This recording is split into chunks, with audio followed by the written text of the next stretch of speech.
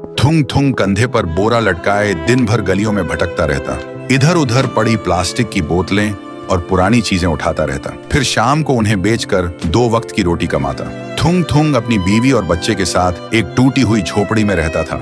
गरीबी इतनी थी कि कभी कभी नमक रोटी भी नसीब नहीं होती थी। भूख मिटाने के लिए पेड़ों के पत्तों का सहारा लेना पड़ता। फिर भी थुंग थुंग ने कभी चोरी का सहारा नहीं लिया। एक दिन थुंग थुंग थका हारा श्मशान के पास बैठा था। शाम ढल चुकी थी और हवा में जले हुए लकड़ों की बू थी। तभी उसे मिट्टी के नीचे से हल्की सी रोशनी चमकती दिखी। वह धीरे से उठा और मिट्टी खोदने लगा। कुछ ही देर में उसे जमीन के अंदर से एक पुराना सा लोहे का घंटी वाला दिया मिला। जैसे ही उसने उसे उठाया, एक भारी आवाज गूंजी, जो भी इस दिए को जगाएगा उसकी हर इच्छा पूरी होगी, लेकिन बदले में उसकी सबसे प्यारी चीज चली जाएगी।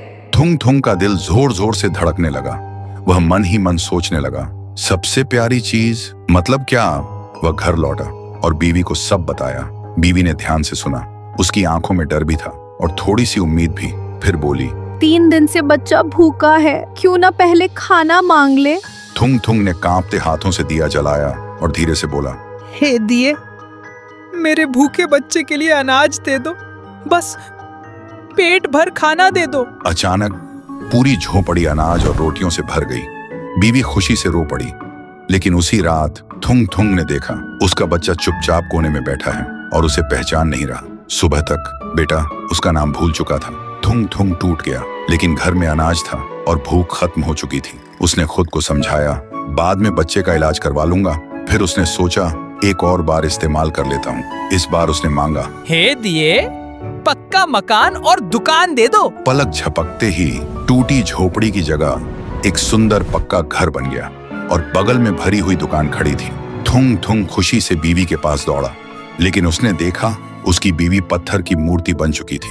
थुंग थुंग चीखता रहा, रोता रहा और कोने में रखा वह दिया हंसता रहा, क्योंकि शर्त वही थी, हर बार सबसे प्यारी चीज खोना। अब थुंग थुंग के पास बड़ा घर था, पर वह पूरी तरह अकेला पड़ गया था। वह रोते हुए पत्थर बनी बीवी को गले लगाकर बोला, मुझे ये अमीरी जिंदगी नहीं चाहिए।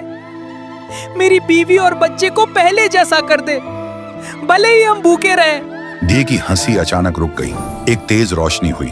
जब रोशनी हटी, न पक्का घर था न अनाज का ढेर। फिर वही पुरानी टूटी हुई झोपड़ी थी, लेकिन सामने उसका बच्चा खेल रहा था और बीवी मुस्कुरा रही थी। थुंग थुंग ने सुकून की सांस ली और उस मनहूस दिए को वापस श्मशान ले जाकर मिट्टी में हमेशा हमेशा के लिए दफना दिया।